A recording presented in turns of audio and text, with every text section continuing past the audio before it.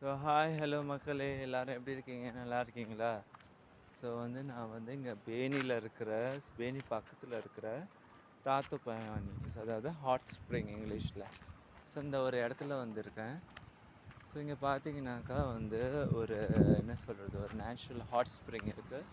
அதில் அங்கே வர தண்ணி இயற்கையான குணம் இருக்குதுன்னு ஒரு ஐதீகம் இருக்குன்னு ஒரு நம்புகிறாங்க மக்கள். ஸோ இதில் நிறைய மூட்டு வலி அது மாதிரி பிரச்சனை சம்மந்தவங்க இருக்கிறவங்களாம் இங்கே குளித்தா அதெல்லாம் க்யூர் ஆகும்னு ஒரு ஒரு நம்பிக்கை. ஸோ அதனால் இருக்குது. ஸோ நான் உங்களுக்கு காட்டுறேன் அந்த ஸ்ப்ரிங் எப்படி இருக்குதுன்னு.